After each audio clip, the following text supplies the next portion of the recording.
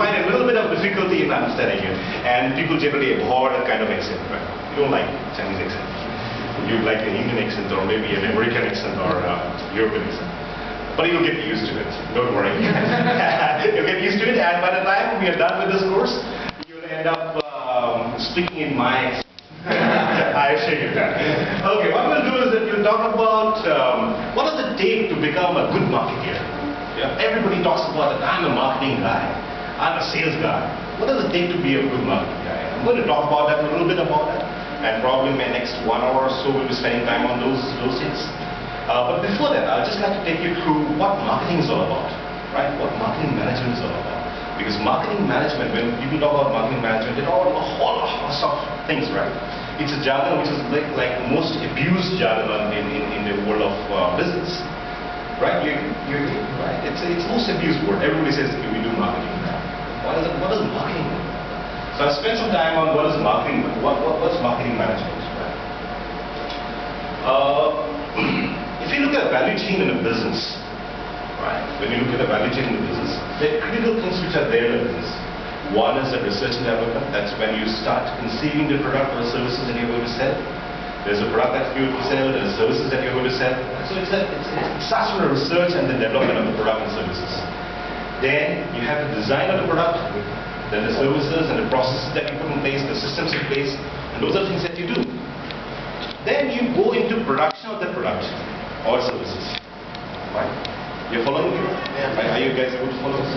You first conceive the product, the idea, the thought, then you start putting systems and processes in place. Then what you do is you start producing the goods and services. Once you start producing the goods and services, then what you do? You take the product to your market. Right? You take it to the stores where people can buy, where people can walk up to it, or you offer it as a services, where you can take available services. Right? So it's like, you know, the stages follows one after the other, right? And then to have the product in the marketplace at the right place at the right time, then you use a particular mode that's called distribution. The product has to finally land up at your place. Say for example, if you're talking about buying a soap, you go to a retail shop, mom and pop shop or some place, and buy a soap, right? You walk up to that place, but the product has to be made available there. Say for example, you're using a Pierce soap, and you like Pierce soap, right? But you walk up to the shop and you don't find Pierce soap, and you end up buying, you need a soap at that point of time, right? So you buy something else. But you buy a soap, right? So the point here is that the product needs to be available at the right place, at the right time when the consumer walks in, or when the customer walks in. So that's called distribution. So distribution management itself is a critical part of the success of the whole piece. And I'm going to spend some time on the distribution part, because that's where I spend the rest of my almost my working life on that. And then, once you have bought a product, say for example, you bought a car, or you bought machine or anything like that. So which are durables. The product is essentially likely to go for at least some point of time, or it might require a service thing. So it's important that there is something called customer service, the after sales service, to ensure that the product is running successfully for years after years. Right? So that's the key element to the entire value chain that you have. So the idea of telling you about a value chain is that to make you understand that how marketing and sales and distribution forms a critical part to the overall business of a product. Right? As a technocrats, as an engineers and all that you are, you will be very much keen to be in, you must be doing things which are in the research and development, you must be doing things in the product design, you might be doing something in production. But the element that you need to worry about today and look up to it and understand it and inculcate it into yourself so that you can take it forward, the whole package of the value chain in the marketplace when you go for a job, is the marketing and sales, distribution, and customer service. Well, how these things make a difference to the success of the business, right? So those are things which I'm going to talk about. Now, if you look at the next slide, it's a very filled up chart, but then, nevertheless, just try to read out that whole thing and understand what it means. It's a discipline which uses various marketing techniques to ensure that the product finally lands in the customer's or the consumer's place in a successful way. So you use a lot of resources in it, a lot of techniques are being used so that it successfully lands there. Right?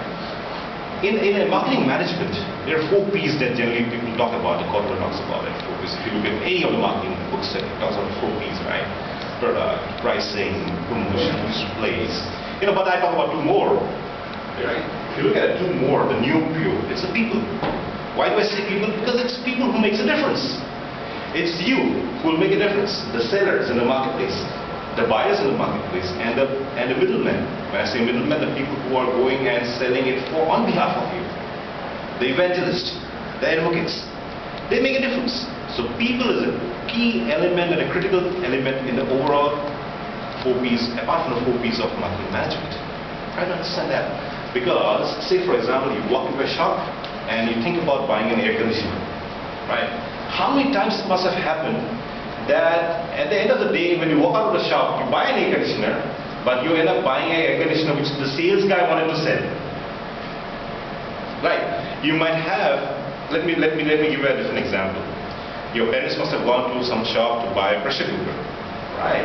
Or some microwave oven. And you haven't thought about a bigger brand in mind, say for example, LG or Samsung or something, right?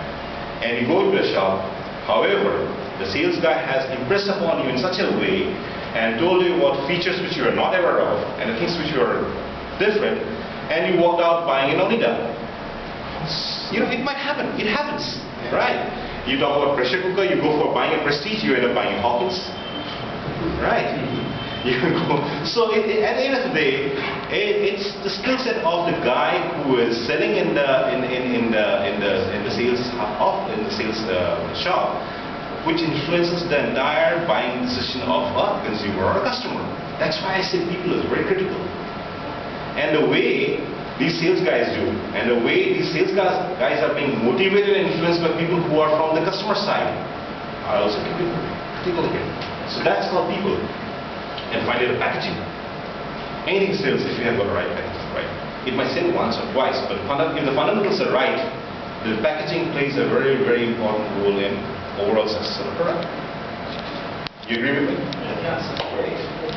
So, I won't spend much time on that. You have got a whole course to do that in your next terms, so I'm just going to skip through it and let you talk about what is marketing and sales. People have this big confusion about what's marketing, what is sales, what is, is marketing part of sales or is sales part of marketing? It's a big confusion. And everybody like you, I also had this confusion in the initial series, and I didn't understand what is the difference of it, right? Basic understanding of marketing and sales, you don't understand that. Sales is a part of marketing, remember that. Marketing is the motherhood of everything that you have, okay? And marketing creates a pull for a product. It's a strategy, it's activities, it's a technique that you deploy, which brings in a pull for the product. Now let me give you an example. What's the operating system that everybody uses on a PC? Microsoft operating system. So, invariably, there is a demand for it. Right? Invariably, there is a demand for it. Whether it is a genuine Microsoft software or a pirated Microsoft software, everybody uses Microsoft software. So, there is a demand. So, Microsoft has successfully created a demand for the product. Right? But is it the product which has got a demand of its own? Would you call that the product which is a push product or a pull product?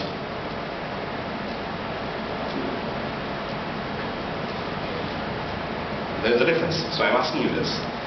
Microsoft has created demand for a product, right? So everybody uses Microsoft. The question is that product a push product or a pull product? Pull product? How many of you agrees on pull? Raise your hands, raise your hands. There's nothing called right answer, wrong answer. It's okay, fine. Okay, majority says it's a pull product. Yeah, you are right to some extent. But incidentally, it's a push product. And I'll tell you why.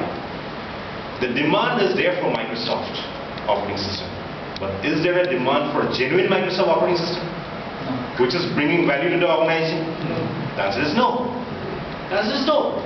Because Microsoft is not making money by the demand which they have created. They have created demand for the genuine software. They have created demand for the software. But they have not created demand for the genuine software. People still use pirated software. So it's a push product because you need to go out and push to the marketplace, to the consumers to ensure that they actually buy the genuine software.